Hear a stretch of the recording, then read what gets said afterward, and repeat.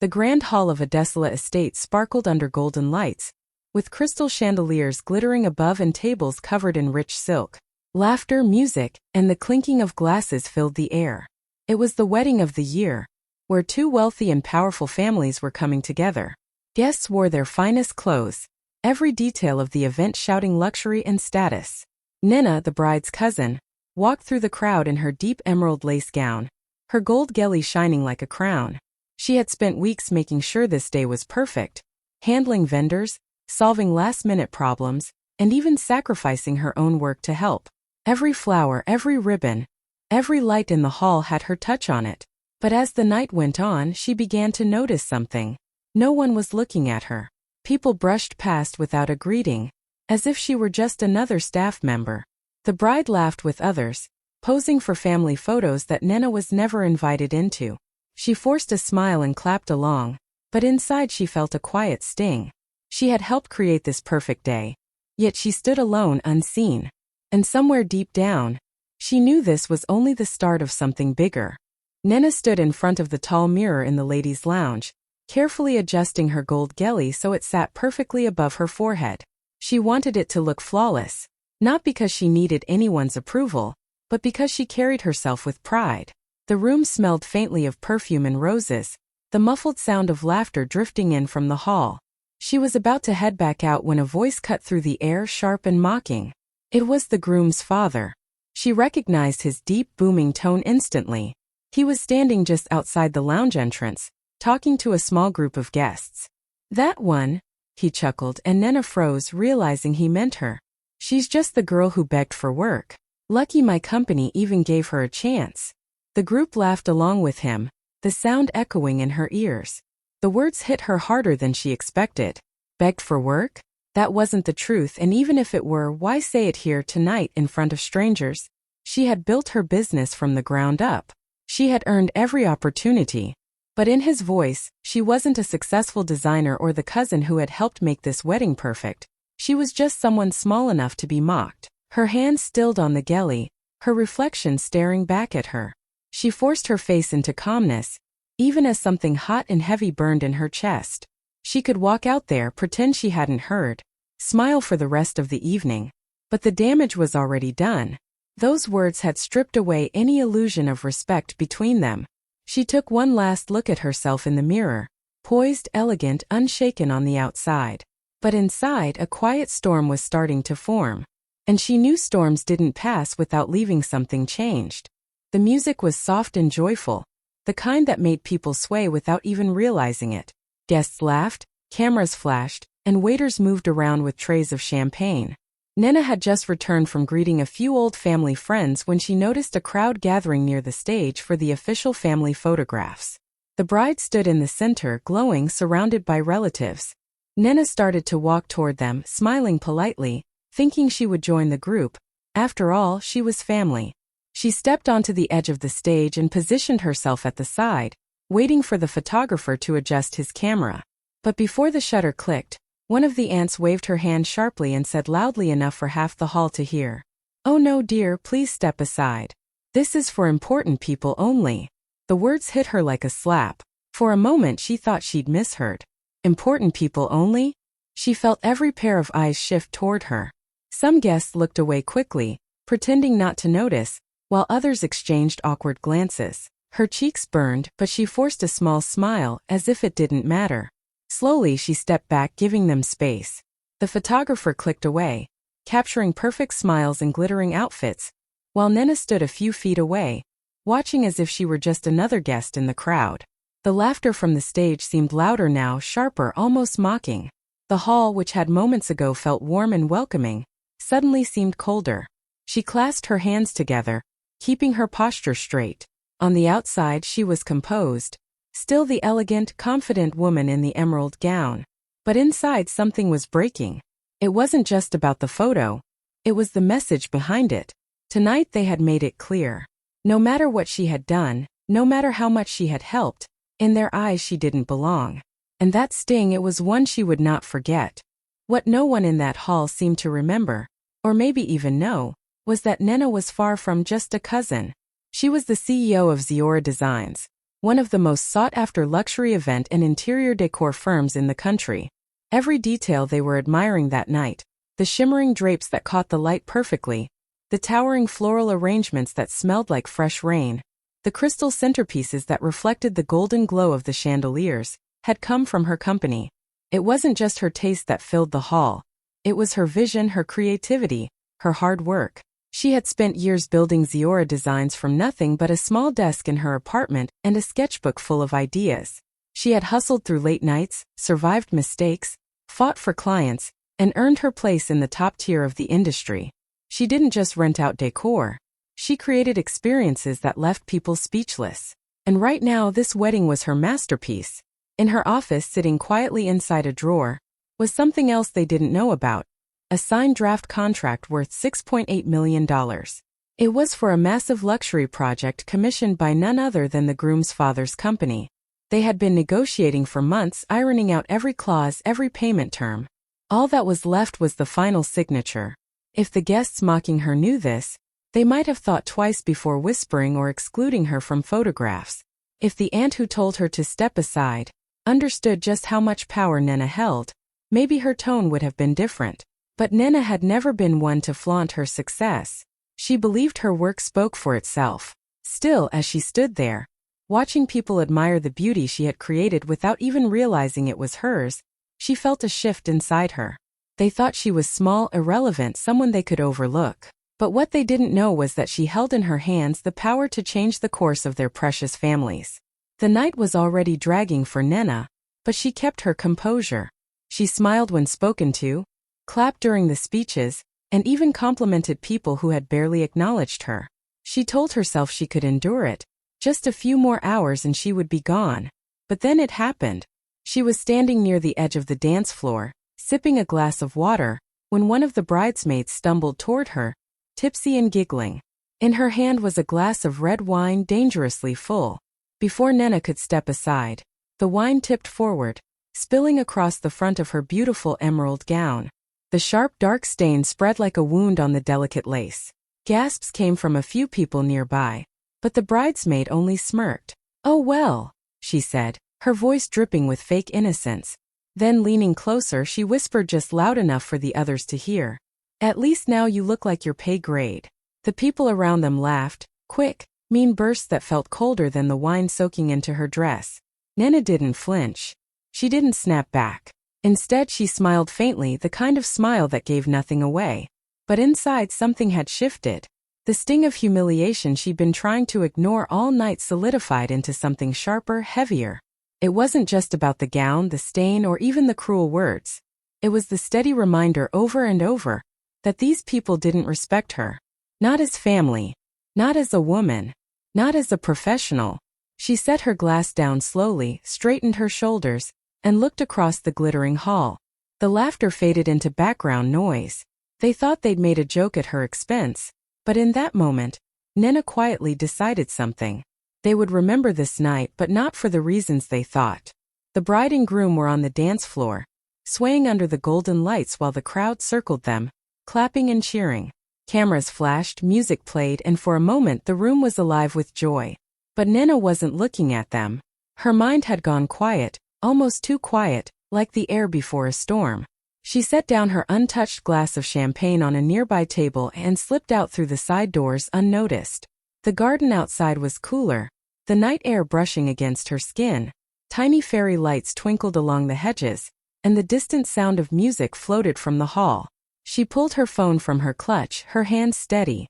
There was no hesitation now, no second-guessing. She scrolled to a number she knew by heart, her lawyer. He answered on the second ring, his voice warm and professional. "Ms. Okoye, good evening." "Tear up the contract," she said, her voice low but clear. "For words." That was all. There was a pause on the line. "The $6.8 million deal?" he asked, almost in disbelief. "Yes," she replied. "I don't work with people who disrespect me. Make it official tomorrow morning." She ended the call before he could say more. For a moment she just stood there, breathing in the crisp night air. The decision burned in her veins, not with regret but with power. They had made her feel small tonight, but with one phone call, she had reminded herself exactly who she was. Inside, laughter and music continued, unaware that something had just shifted in the balance of power. They thought the wedding was the biggest event of the week. They didn't know that the real story had just begun. Out here in the shadows of the garden, with one quiet act of defiance. 3 days later, the mood in the glass-walled boardroom was businesslike and expectant. The groom's father sat at the head of the long polished table, his suit sharp, his watch gleaming under the lights. Around him sat his team, files neatly stacked, pens ready. He was expecting this to be a quick meeting. Just a final signature on a deal worth $6.8 million. Nena walked in, calm and poised, wearing a sleek navy suit that commanded attention. She greeted the room politely and took her seat across from him. The contract lay on the table between them, thick and ready. His assistant slid a pen toward her, a smug smile tugging at the corners of his mouth, as if this moment was already his victory. But instead of signing, Nena placed her hand on the document, slowly sliding it back toward him. "I won't be moving forward," she said evenly. The room went still. "Excuse me," he asked, his voice tight. She met his eyes without flinching. "I don't work with people who disrespect me." Her tone was calm, almost polite, but there was steel in it. A flicker of confusion crossed his face, then recognition. He knew. The wedding. The whispers. The humiliation he hadn't thought twice about. "This is business, Ms. Okoye," he tried, leaning back in his chair. "And I do business with respect," she replied, gathering her folder. "Good day, gentlemen." She stood, her heels clicking against the marble floor as she walked out, leaving the unsigned contract in front of him. Behind her, silence hung in the air, broken only by the faint sound of a pen being set down, useless now. In that moment, the groom's father realized he hadn't just lost a deal. He'd underestimated the wrong woman. The fallout began quietly, almost invisibly, in the days after that boardroom meeting. At first, the groom's father assumed he could simply find another decor and design firm to replace Nena's company. But Ziora Designs wasn't just any firm. It was the gold standard.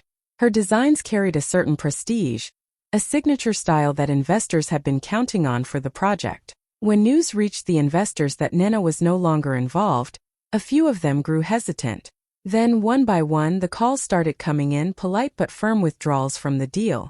Some said it was about creative differences or timing issues, but everyone knew the truth. Without her designs, the project had lost its shine. The groom's father tried to push forward, but the numbers told a different story. Budgets were suddenly too tight, suppliers pulled back and deadlines slipped. Millions began to slip through his fingers, each delay and cancellation bleeding the project dry. And then came the whispers. In the tight-knit, high-stakes world of the business elite, word travels fast. People began asking, "Did you hear what happened at the wedding?"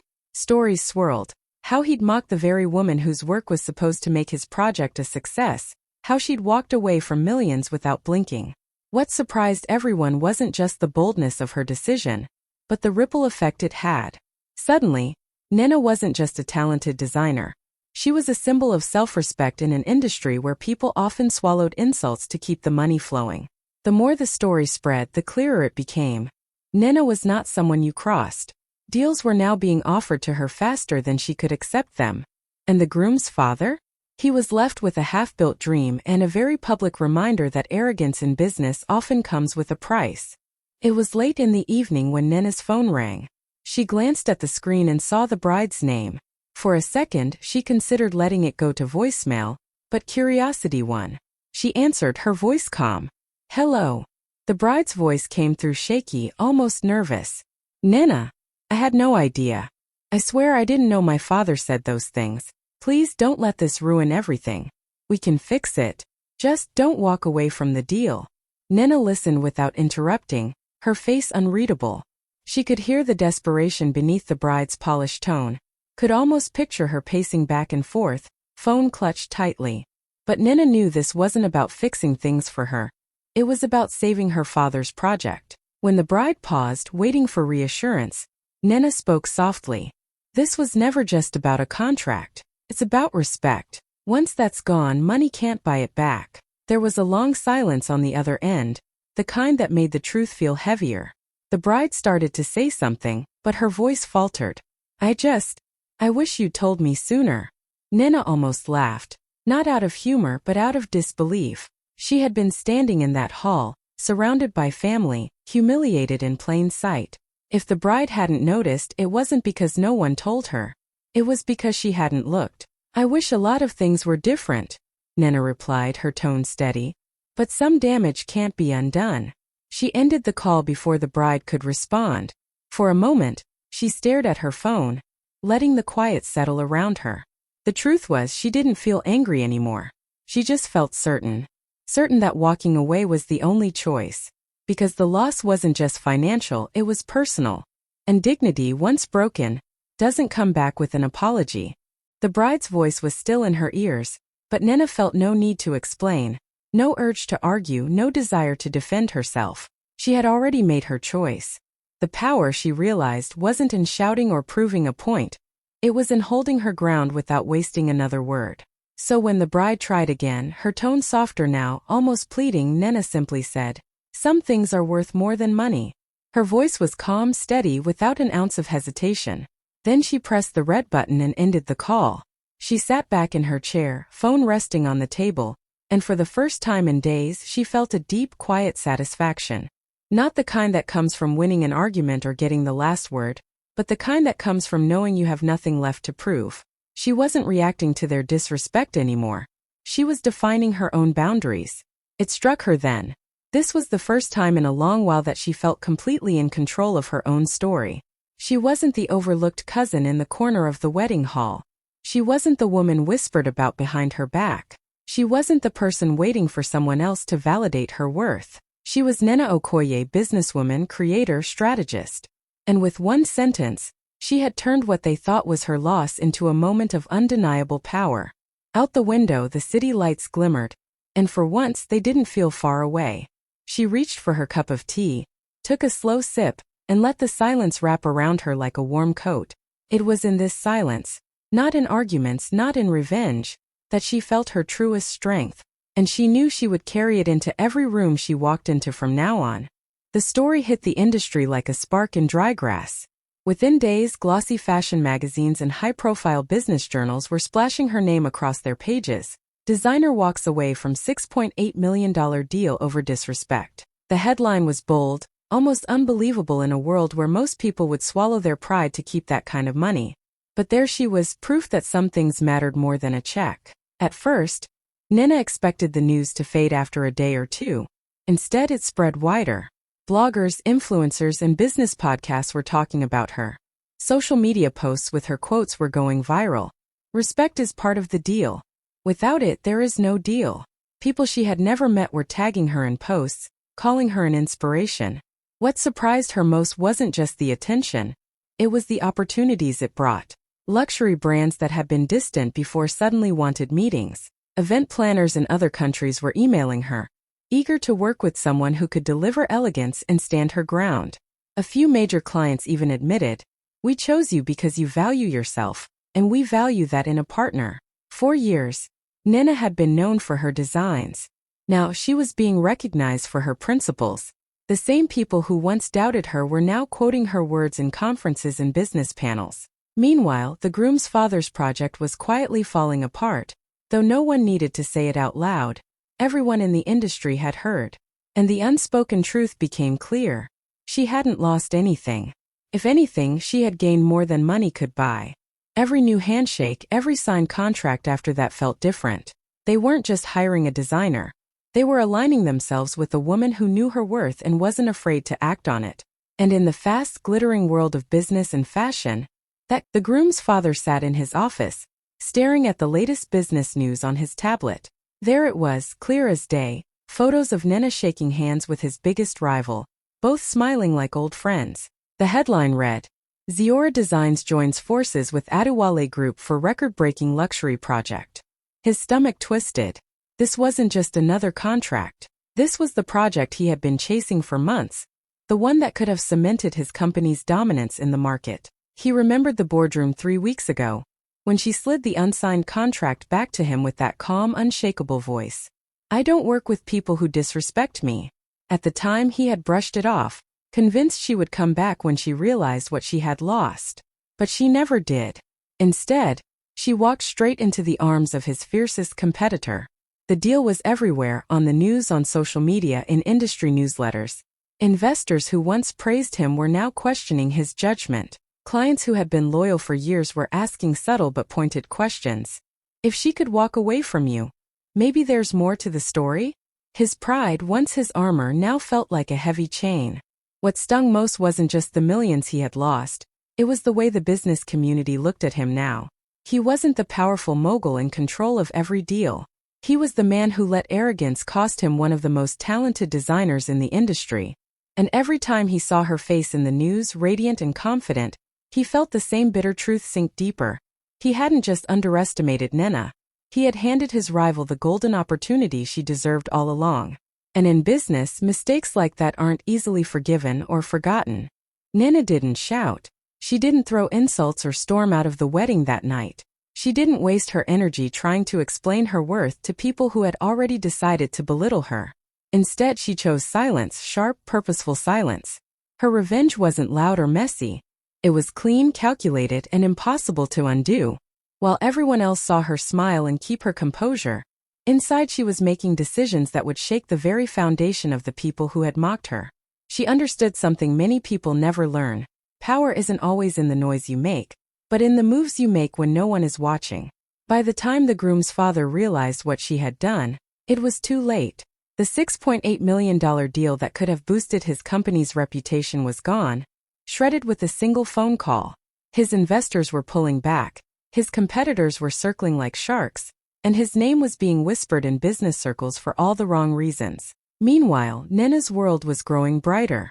Her brand was in high demand, her inbox overflowing with offers from companies who wanted to work with a woman who wouldn't tolerate disrespect. She didn't need to gloat or send a message saying, "I told you so." Her success was the message. In the end, she didn't just walk away with her dignity intact. She walked away with more power than she'd ever had before. And that's the thing about quiet victories. They don't need applause. The people who tried to hurt you will hear them loud enough in their own silence.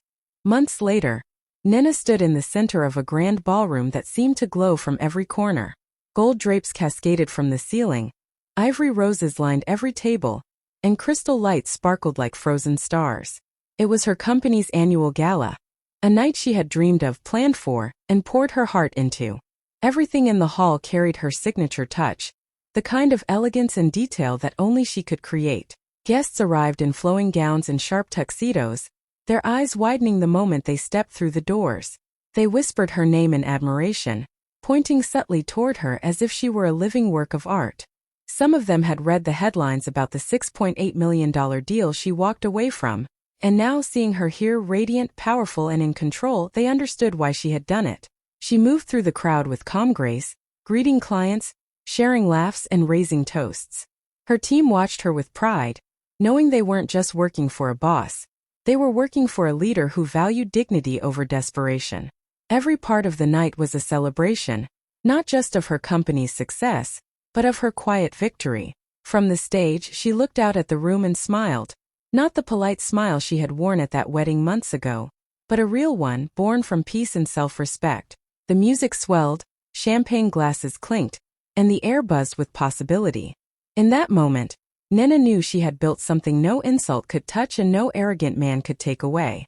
This was her stage, her story, and her celebration, and everyone in the room could see that she had won. The same people who had once smirked and whispered at that wedding now spoke of Nena with a mix of awe and respect. They remembered how she had walked away from a $6.8 million deal without flinching, choosing her dignity over any amount of money. It wasn't the kind of decision most people could make, but that was what made it unforgettable. Over time, her story became a quiet legend in their circles, a reminder whispered at events and meetings. Don't underestimate her. The image of her, calm and poised, even in the face of humiliation, stayed with them. They realized that true power isn't loud or desperate. It's the strength to walk away without losing yourself. As for Nena, she never wasted a second looking back. She had closed that chapter with no bitterness, only clarity. In her heart, she knew her worth could never be measured in contracts or bank balances.